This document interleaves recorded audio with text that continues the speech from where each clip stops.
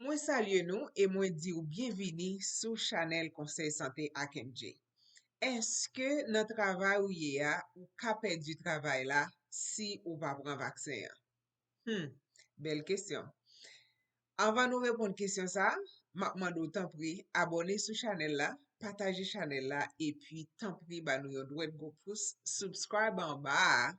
So avec marqué tout rouge qui marqué subscribe LADANL, subscribe et puis tant pris pesez cloche là pour joindre notification le nous mettez nouveau vidéo yo de yo. Ça très important. Famille mio, non pas m'se Miss Meprina. Et c'est toujours un plaisir pour me faire ti causer avec vous sur ça qui gen pour ak la santé ou bien qui a affecté santé nous. Dans n'importe sa lié, nous remen parler sous li. Ce jeudi, nous pourrons parler de un bagay qui très important. C'est sur et bagay mandate que président aux États-Unis a fait mettre dehors pour fait connaître qui ça li expect de moun qui bay travail yo, compagnie qui bay travail yo. Est-ce que si ou gen 50 moun kap travay vous, est-ce que yo obligé prendre vaccin? Si yo pas prend vaccin, est-ce que ou affecté par pénalité que yo bay là? Combien de pénalité a ye? Comment ça ka affecté compagnie qui yo gen? So, moun yo, m'souhaite que vous te passé une très bonne semaine, m'souhaite que week-end ou te en forme, et kounya, an fait ti cause. So, nous connaissons déjà, et semaine qui passée, président ici aux États-Unis, li sorti avec une série de bagailles qui mandatory, côté que ou pas gen choix que comply avec yo. C'est soit fait, ou bien, ou pas gen travail, ou bien tout, ou fait alternative là. Gen bagay ki gen alternative, kon sa tou genyen ki pa gen alternative. M'tap tande yon vidéo yon monsieur te fait, li di kon sa que si ou pa vle pran vaksin, vin jwen ni en Haïti pour nal prêcher l'évangile ensemble. Bon, c'est son bonne idée. So, moi-même, moi tout pareil. Just kidding. You know I'm kidding. So anyway guys, an nou fè ti koze sou bay sa, paske sa li important pou nou tout konen kote nou gad. So, dapre sa yo di, dapre sa prezident isit la di nan bagay mandatori ke li fèk mette de yo, li di kon sa ke si yon kompany genyen plus pase 100 moun la dan, li suppose, li pa gen chwa non, li suppose fait tout moun sa yo dwe pran vaksin. Et si yo pa pran vaksin, ça veut dire si ou même ou se yon nan moun, ou se yon te fon vidéo pou mte palo de tout so ka fait, si ou pa vle pran vaksin. So se yon nan moun sa yo ki travay pou kompany sa, so ou pral fè yon test pou yo we si ou pa gen COVID chaque semaine qui passe sous test sa. Chaque semaine wap oblige fè yon test. Bon, tout moun gen choix pa yo nan la vie a. Sonje mde di nou sa deja, choix pa ou pa oblige choix pam pa oblige choix pa ou. So fè sa ki bon pou ou. Réfléchis sur tout bagay avant pour décision. Prier sur tout bagay avant pour prendre décision. Parce que ça ka bon pour famille ou nan li gen doit pas bon pour toute l'autre famille. So ça important pour faire ça. So question, est-ce que si vous travaillez pour une compagnie qui gagne moins que 100 moun, est-ce que yo affecté par bagay ça? D'après bagay mandatory et président Joe Biden nan, li pa affecté s'il gagne moins que 100 moun. So yo di, faut compagnie gagne 100 moun ou plus pour li affecté par ça. So, ou ka choisi pour faire test la, puis nan pile moun, oh my gosh, en pile moun peut faire test la, yo di yo pa pral fure bagay nan ne yo. Pe san mi tan pri bon mon break, bon mon chance, bon tête mwen. OK? La paix pour le monde. Son ti bagay yo pral me passe nan ne yo pour un ti sempo. C'est bon bagay ki pral habite nan ne yo pour même mon minute même. Kounya pour dim kon sa ke ou pa vle al fè test sa peut-être ça. Ça moi connais plusieurs moun qui que famille yo affecté parce que moun nan genye maladie a, li pa vle al tester pour le compte ki sal genye so kounya sa vin fè res fami ki nan kay la vin affecté parce que yo pat konen si c'est ça te gen. Maladie sa mande. Maladie sa mande pour moi-même avec ou, pour nous pas selfish. OK? Pour nous pas selfish, pour nous prendre décision yo et non seulement qui a pas affecté nous, mais qui a pas affecté moun que nous habiter dans même kay avec yo. Parce que lò gen maladie nan kay la, fòk lot moun nan konen ke li pa ka just vin chita bokoto la san ke li pa gon mas, fòk ou même ou konen ke ou pa ka just vini nan tout kay la. Ou kompon nan mdi ou san mas, fòk gen kote ou gen kote cham ou rete. Ase lò ou rete, ok, so ap sot deyo, se pou mette mas, pou pa afekte lot moun yo nan kay la. So, come on guys, come on, let's go. We can do this. So, an nou fè si ke nou proteje tèt nou, e pi nou proteje moun ke nap viv ansama avey yo, paske sa trez important. So, lot bagay ou dwe konen, si ou travay nan federal, si ou travay par exemple nan imigrasyon, ou travay nan IRS, ou bien nan NINPOT, ou travay nan bagay state trooper, ou nan n'importe son travay la depi son travay fédéral ke liye. Ou pa fè pati moun ki gen opsyon ki pa oblige pran vaksen yan. Ou même li mandatory pou ou sou pran vaksen yan ou bien kite travay la.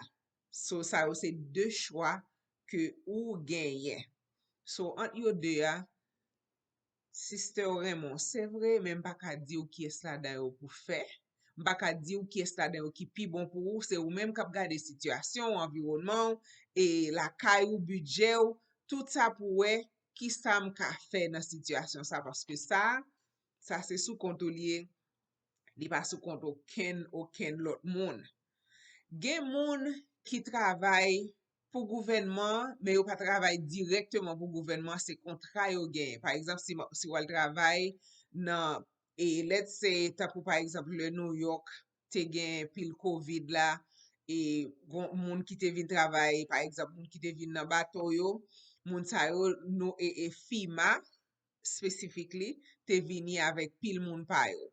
So, moun ki travay pou FEMA yo, se moun ki travay pou fédéral, même le takou on moun takoum ki se infirmière ki ka pran yon kontra avec FEMA, m travay pou FEMA, so m ba travay directement pou gouvernement, même travay en takou moun ki gen kontra avec FEMA, ki se yon entité gouvernement genyen, so sa vin fè ke mwen même tou m'oblige pran vaksen yan. Pa gen chwa. Pa gen chwa. Et yon nan bagay ki ekstremement important. Kon em tou yon ekstremement important. Ke map bay. Je di an boyo. Yon nan bagay ki ekstremement important ki ou dwe konen. Se ke, si ou travay pou FEMA, ou bi ou travay pou n'importe agency fédéral yo, ou pa gen opsyon pou pran test la chak semen, mem jan lot moun, ou selman gen opsyon pran vaksen, travay pou yo, ou bien kite travay la. So ou men wap pran desisyon ki bon pou ou. Lot moun ki afekte nan bagay mandatory sa ki soti la, li trez important. Ba vle nou just ap travay ou bien just ap viv, fò nou konen on seri de bagay ka pase autour de nou, paske yo afekte ou on jan ou bien on lot. Gon fason l'affekte ou quand même. So li important pou konen ki sa ka pase. But guess what? Se pou sa m la pou m'ede ou, si ou pa tande, mwen men m'ap rappele ou, si ou pa tap suiv tout bagay yo mwen men, sa ki ap afekte ou la, mwen vle ou konen, paske sa li important. Fè vaksin sa, son bagay ki tre chou nan la ria, so li important pou konen sa ka fet yo. Wapwan? So, lot bagay anko ou dwe konen, se ke gen yo pense ke gen 17 milyon moun ki ap travay nan healthcare, gen moun ki travay nan nursing home, gen moun ki travay nan day surgery, gen moun ki travay nan l'opital. So, depi wap travay yon kote ki pran l'ajan, Medicaid, ou bien qui prend l'argent Medicare dans men gouvernement, depuis gon peni Medicare ou bien, depuis gon peni l'argent gouvernement qui entre côté wap travail là, pas gen choix, faut qu'on prend vaccin. So ça veut dire, si ou tap travail dans l'hôpital, ou ou pas di rien, met fon ti tan parce que bagay la fek soti, la pon ti tan pour rive koto ye ya. So mes amis yo, c'est ça que fait me di nou dans l'autre vidéo a. Bagay sa ki vini la, oblige chita pour konen qui so a fait. Si son décision familiale n'a prend nous tout ap tourne Haïti ou bien nous pral Saint-Domingue ou bien parce que si vous pas vle prendre vaccin, bon, à la vérité m'a parlé avec et dame qui fait cheveux nan, Mamzelle sorti Saint-Domingue, la expliqué côté que Saint-Domingue si ou pas prend vaccin, même non stop presque ou pas ka aller, ba konnen si c'est vrai comme c'est dit Abdil, but li dit moi ça que gon paquet bagay qui gen restriction là-dedans parce que si ou pas prend vaccin, ou simplement pas ka faire. Par exemple, il dit que sou ou besoin à faire shopping non série de côté, son moun wap voye à l'acheter son besoin pour et apporter le ba ou parce que et yo pa joué avec bagay vaccin. C'est ça que m'tap tande yo tap bay un rapport côté que yo tap dit yo tap comparé Haïti avec Saint-Domingue. Haïti pas même gen m'kwe li moins que 1% moun ki vaccine, yo pa même 0.5 même. Tandis que Saint-Domingue gen plus passé 50% nan peuple dominicain qui déjà vacciné. So yo mettons accent sur ça. Yo I mean, nou konen tout moun gwen effort yo fe, but I guess effort pa yo ali ekstremement, la le loin. Nou pou rive nan la sa yo. So sa ve di, depi ou travay, non kote ki bay bagay sa yo, ki pran l'ajan l'Etat, fok li peye l'ajan l'Etat. Nan sens ke fok sa yo bezwen an retou, fok tout moun kap travay an dan. Yo même yo vacciné. So, I guess so te ka fè ou ka travay kote ki pa gan pil employé, ki gen moins que 100, ou ka tout travay kote ke moun ki gen l'argent, ki pa kote ke moun yo pa pran l'argent ki soti nan men gouvernement, sa te ka ede yo. Mpa konen, mpa pe do chèche solusyon, but pa gen trop solusyon sou tabla se jousi avèk jan de bagay sa yo. So, li important pou nou konen sa ka fet la, mes amis, e koman ap jere situasyon, paske sa li ba la va JOUET de yo. But yon nan bagay ki yo ajoute ki, mpase ki yon bon bagay, si ou travay nan yon nan kote sa yo, ou gen chwa pou yo bonjwa off, pou al pran vaksen, non seulement pour yo payer, mais tout si l'on fin prend vaccin. Par exemple, nous connaissons un pile moun, l'on fin prend deuxième dose là, yo gen la fièvre, yo pa pote yo bien, gen moun konen fait semaine, 2 semaines malade, faut dire COVID là yo gen, I mean, qui c'est en réalité c'est COVID là yo maintenant, pretty much.